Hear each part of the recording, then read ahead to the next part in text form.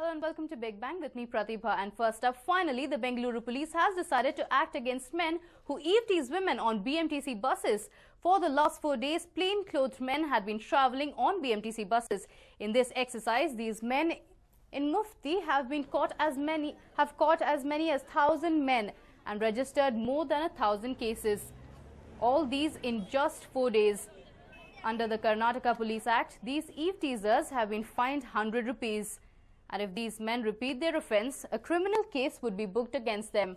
The exercise will continue on the metro as well. The Bengaluru police have become more vigilant to eve teasing following the recent protests against atrocities against women in the city. They have also become more responsive to victims who come forth with complaints. In an effort to curb increasing crime against women, the Bengaluru police have stated that they are also intending to install CCTV cameras in the areas frequented by women and students. And for more on this, I am joined in by my colleague Akshita. Well, Akshita, definitely a move which will be welcomed by the women in Bengaluru. Absolutely, Pratibha. What we have to keep in mind is that there's been so much anger over the number of crimes that have taken place against women. And what's definitely heartening to know is that the police have stood up and taken note of the fact that, yes, there are a lot of crimes taking place against women, and they've decided to clamp down on all those people who decide to target poor, innocent women. This is definitely a unique initiative. What they, in fact, did was that these policemen went ahead and boarded buses pretending to be just another person. They were not dressed in their uniforms. They wore normal clothes and got on these buses, and every time they noticed the smallest of eve teasing, be it even so much as raising an eyebrow against a woman, these people were booked. They were taken into custody. We understand, of course, that they have been fined 100 rupees, not that big a punishment, but this will definitely make a lot of people hesitate the next time around. They want to target a woman because they do not know if there is a police official around or not. This will also ensure that these people who dare to go ahead and commit such an act will not do it again, simply because that fear will be instilled in their minds, Pratibha. So no doubt it is an initiative that's greatly appreciated. The hope, of course, is that they will follow this up and ensure they continue these kind of operations. In fact, this particular statement was made by the Additional Commissioner of Law and Order, Lok Kumar. He did state that over the last 4 days, this was an extensively planned out operation, and that's why they went ahead and conducted such a check. What we also have to keep in mind is that just a couple of days ago, Pratibha, we came to find out that every single case that came to the police, any woman who complained of any sort of harassment, molestation or eve teasing, the police have proactively taken up the case. So it looks like the right lessons have been learned, and definitely looks like the police have woken up and gone ahead and taken action after those escalated protests. Also, we do understand that it will not stop with this, Pratibha. They will go ahead and take this forward, and will be checking in metros as well. So all those men out there who dare to target women better be careful, because the police definitely seem to mean business this time around, Pratibha. That's right, Akshita, definitely is. So we do know that these exercises are being conducted on BMTC buses. Any plans on taking it further? Absolutely, Pratibha. It's not just going to be buses. It's not just going to be all these people who use the BMTC buses, but the metro is the next step forward, is what we understand. We understand that the police are trying to ensure that public transport as a whole is safer for women. Time and again, we've seen, of course, that this is the area where the women are most vulnerable to a larger extent. Some of them travel all alone, and that's when they're targeted. Of course, we all know of many incidents where women were targeted on metros as well, where men dared to eve tease, in some cases also harass these women. So the police officials are going to be going ahead and boarding metros soon, and once again it will be similar to this operation, where probably for 4 or 5 days they will travel in these metros, see if any man behaves rudely with a woman, see if they behave inappropriately. They will be booked once again. And what we also have to keep in mind, Pratibha, is that it's not going to be just paying 100 rupees and letting letting them go if they are found going ahead and committing such an act again.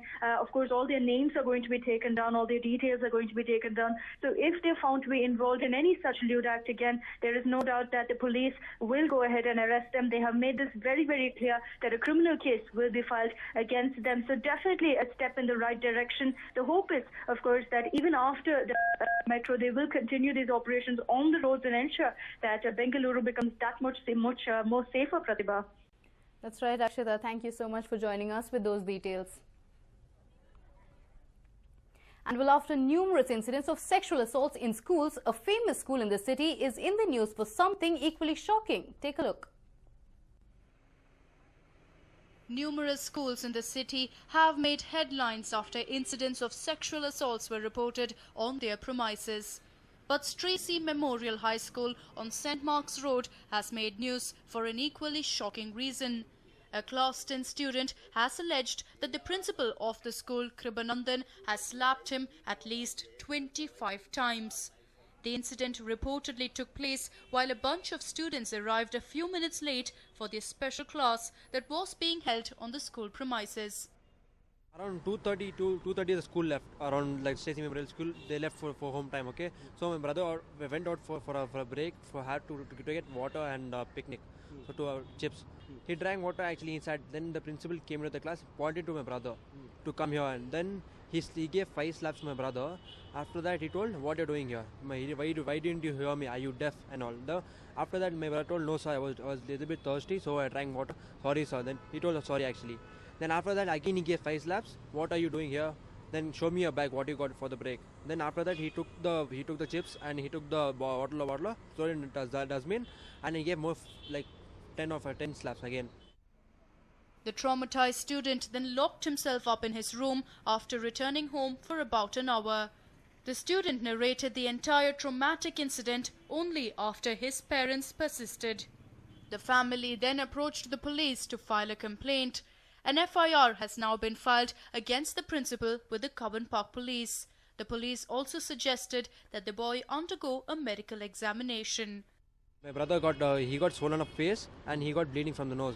So after that he went to his room and he sat. He didn't came around for 1 hour, 1.5 hour because he was so much in shock and trauma.